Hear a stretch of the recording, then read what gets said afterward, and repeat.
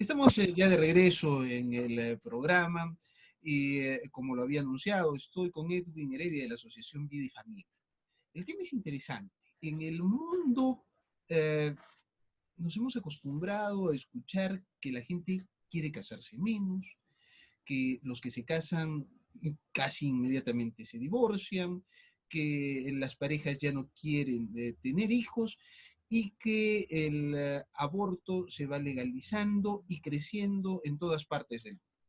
Sin embargo, existe un país en que las cosas están funcionando al revés y no por una suerte de generación espontánea, sino porque desde hace años, casi 10 años, el gobierno ha empezado a incentivar el matrimonio, a fortalecer la familia, a inclusive ha dado disposiciones a nivel constitucional y a nivel de leyes para apoyar todo esto. Así es que de eso vamos a hablar hoy con Edwin. Edwin, gracias por estar conectado con nosotros.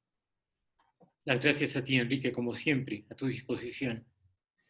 Si alguien me empezara a decir lo que yo he dicho en la introducción, existe en el mundo un país donde la gente se casa más, se divorcia menos, quiere tener más hijos y el gobierno los apoya, yo pensaría que me estaban jugando una broma.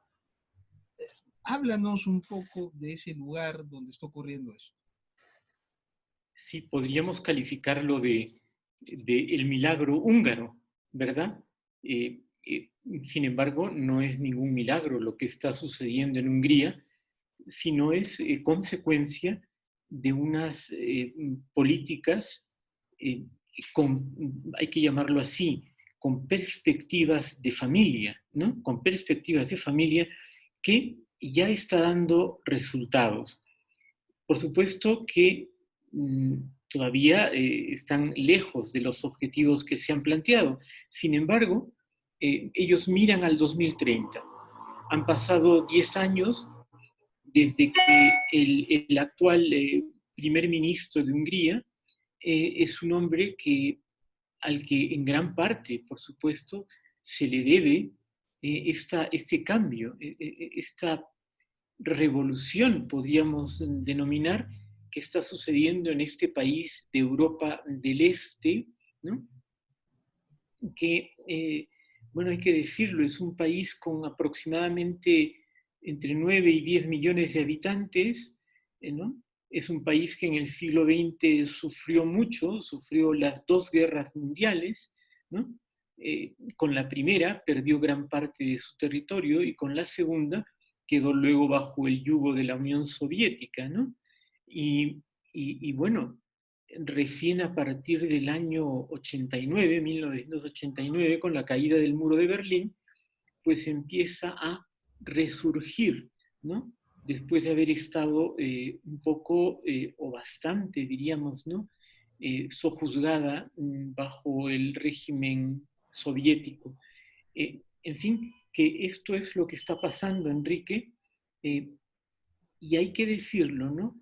Pasa, como tú lo has mencionado, como una especie o en contra de una corriente eh, de prácticamente, vamos a decir, en su continente, en Europa. En toda Europa está más bien funcionando al revés, ¿no? Al revés, es decir, hay más divorcios, más abortos, ¿no? Las tasas de fertilidad continúan cayendo, aunque lentamente, pero cayendo. Entonces, claro, Hungría podríamos calificar de un milagro, aunque tiene su explicación. Hay una cosa que me causa mucha curiosidad. Tú has dicho que están tratando de alcanzar objetivos y aunque todavía están lejos de alcanzarlos, eh, lo decías como que fuera algo incipiente, pero yo estaba mirando las cifras y me parece que los avances son sustanciales, no son pequeños. Estaba mirando, en el año 2010, según cifras oficiales, había 35.000 matrimonios y hoy hay más de 50.000 matrimonios. O sea, el salto ha sido cualitativo. Y el número de divorcios en 2010 eran de más de 23.000 y ahora son menos de 17.000. Bueno, las cosas están empezando a funcionar, o sea, las cifras parecen mostrar que el camino que ha proyectado el gobierno está siendo bien recibido por los húngaros. Sin duda alguna, Enrique. Sin embargo, uno de los problemas que quiere enfrentar Hungría y al cual Europa no le quiere presentar cara es el invierno demográfico, es decir, el hecho de que nazcan cada vez menos niños, ¿verdad? Y que la población se vuelva cada vez más anciana, más vieja. Ni siquiera Entonces, alcanza la tasa de reposición. que La ahí tasa es de reposición debe ser 2, ¿no es cierto? O sea, dos padres, 2.1. 2.1, 2.1. o sea, Sí, 2.1, un poco más entonces, ¿no es cierto? Pero más o menos en promedio, por lo menos cada pareja debería tener 2 hijos. ¿Y cuánto es, para que podamos comparar, entender, cuánto es más o menos la tasa de fertilidad en Europa y en Hungría? Antes. mira, Enrique, sí, precisamente, ¿no? Precisamente te decía que Hungría lucha contra el invierno demográfico, lucha contra el problema demográfico, eh, y es ahí donde todavía no se dan los resultados que se espera, o que son, diríamos, que tú acabas de mencionar y que son realmente buenísimos, ¿no? Es decir, en definitiva, más matrimonios, menos divorcios, ¿no? Y menos abortos. Sin embargo, la tasa de fertilidad todavía no se incrementa mucho porque han partido desde muy abajo. En otras palabras, ¿no? En este hace 10 años, en el 2010, ¿no? Nacían aproximadamente 90.000 y pico niños por año, ¿no? En Hungría. En Hungría. Hoy, ¿no? 10 años después, nacen un poquito menos de 90.000, 89.000 y tantos. Es decir, todavía están ahí. Lógicamente, esta cifra es decreciente en todos los países de Europa prácticamente. Sin embargo, en Hungría todavía se está manteniendo. Lo ideal es que crezca, lo ideal es que se incremente, pero en este momento solo en 10 años se ha logrado pues que los nacimientos en todo caso no disminuyan. Bien, y la tasa de fertilidad ha aumentado de 1.25 en el 2010 a 1.5 en el 2020, ¿no? Eh, claro, se ha aumentado, todavía poco, estamos lejos del 2.1, pero eso porque la población húngara ha decrecido, es decir, porque han fallecido más ancianos de los niños que están naciendo, ¿no? Entonces, al bajar la población del país, ¿no? Y mantenerse los nacimientos aproximadamente en 90.000 por año, la tasa de fertilidad ha subido un poco. Entonces, sí son mejoras relativas, en números absolutos, qué duda cabe, ¿no? Tú lo has dicho, de 35.000 matrimonios en el año 2010 a 55.000 en el 2020 y de 24.000 divorcios a 16.000. Entonces, son números que te dicen claramente que hay una política de fortalecimiento de la familia, de aliento a las parejas jóvenes para que contraigan matrimonio y realicen sus sueños, los objetivos que tienen, ¿no? Con Antes de aliciente. entrar al detalle de las cosas que ha hecho el gobierno, porque esto me imagino que no es la respuesta a comunicados de prensa o a propagandas por televisión. Lo que estaba viendo, eh, que las cifras de los abortos no suben, bajan y caen sustancialmente. Según las cifras eh, oficiales, bueno, no sé si son oficiales, porque en el aborto, Sí, no sé si allí el aborto es oficial o son cifras referenciales, pero por lo menos de las cifras que se han podido obtener allí, se estimaba que en el año 2010 había más de 40.000 abortos, 40.449, 40.050 abortos. y en el 2018 hay menos de 27.000, hay 26.900 abortos. O sea, Sí. ha caído sustancialmente. ¿Cómo, cómo, cómo ha ocurrido esto? ¿No? Sí, pues mira, el gobierno húngaro eh, modificó en el año 2013, si no estoy equivocado, lo que es prácticamente su constitución, su ley fundamental. Y dice clarísimamente, tiene ahí unos puntos en los que afirma que protege la vida desde la concepción, que reconoce el matrimonio como la unión entre un hombre y una mujer, que la familia es pues, la base de la sociedad y del desarrollo del país, etcétera, ¿no? Entonces, es un gobierno que favorece la vida y que favorece a la familia, al matrimonio y a la familia. Y esto lo ha traducido en cosas concretas. Antes de Por que ejemplo, entremos a las cosas concretas, permíteme hacer un paréntesis aquí. sí, sí, sí. Lo que tú acabas de decir que está establecido en la Constitución de Hungría, bueno, es exactamente lo mismo que dice nuestra Constitución y nuestras leyes.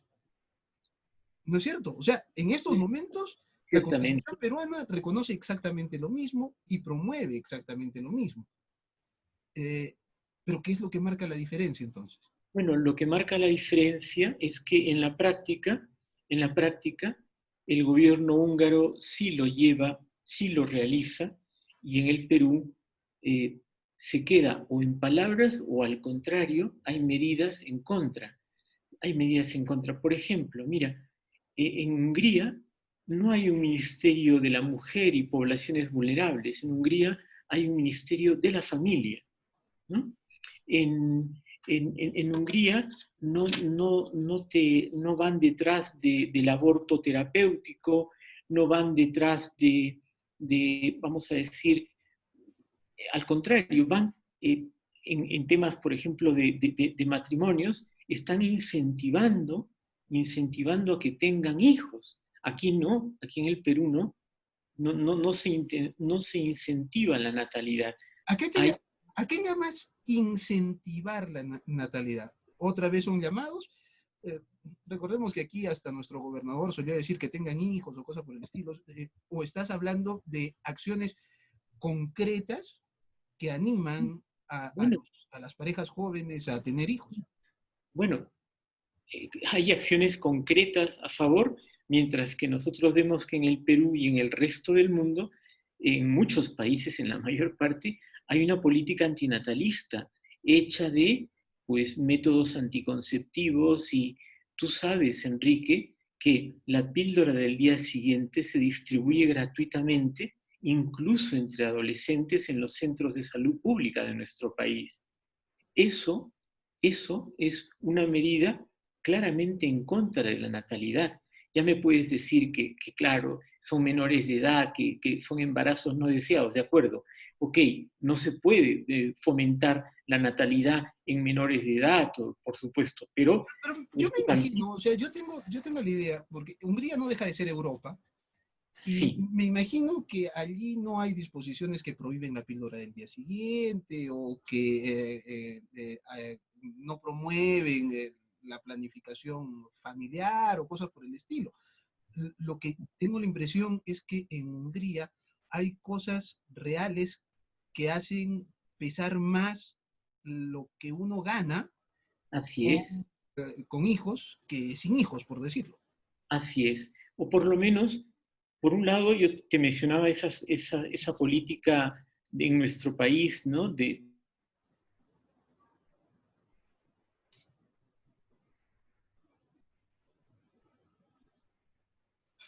¿Hola? Sin embargo, lo que sí está claro es que allá no se fomenta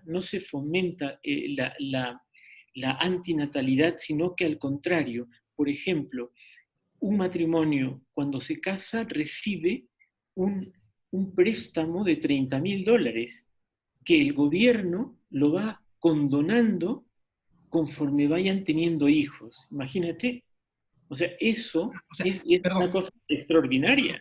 para entrar, o sea, no es que yo me una en una convivencia.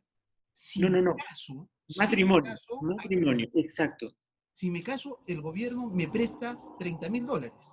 30.000 dólares que pueden ser fácilmente a fondo perdido, es decir, que tú no los pagas cuando empiezan a llegar los hijos. Es más, luego también me parece que es otro préstamo distinto de 30.000 dólares para una casa, para, para comprar una vivienda, nuevamente una pareja que se casa, que contrae matrimonio, porque no que se juntan, que contraen matrimonio y que cuando tienen el cuarto hijo o el tercer hijo, no estoy seguro, ¿no? Ya tam- tampoco deja, o sea, ya no tienen que pagar esos 30.000 dólares y más bien les hacen otro préstamo de 45.000 dólares, ¿no? A una tasa bajísima de interés para que puedan terminar de comprar o de construir esa casa. Es impresionante.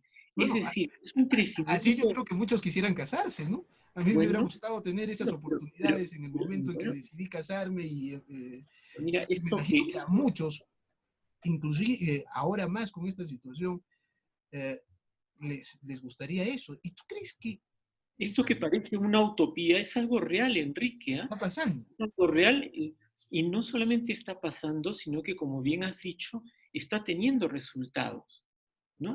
Está teniendo unos resultados plausibles, aunque lógicamente si partes de 1.25 en el 2010 y ya estás en 1.5, bueno, tal vez, fíjate, en el 2030 sí ya pasen incluso del 2.1.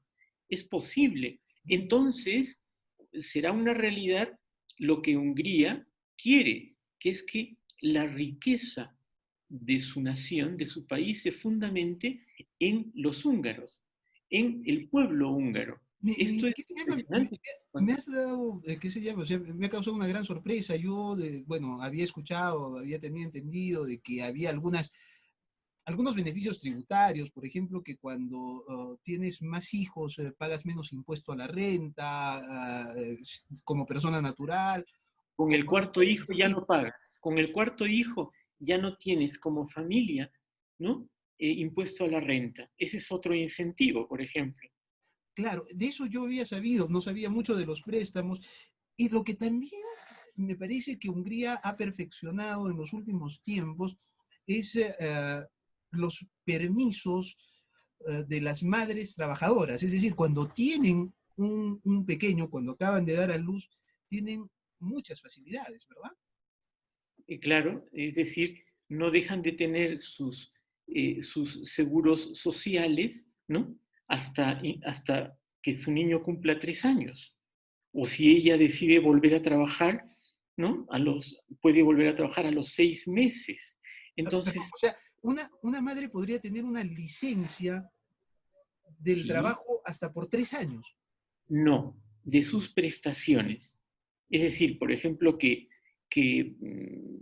bueno, evidentemente, ¿no? Si dejas de trabajar, no El Estado percibes asume, pero el Estado asume tu seguro social, los, la, la, sí, las prestaciones sociales que tú tenías por tu trabajo, ¿me entiendes? ajá, Y probablemente, eso no lo sé, tengas la posibilidad de una licencia, ¿no? Por esos 3 años.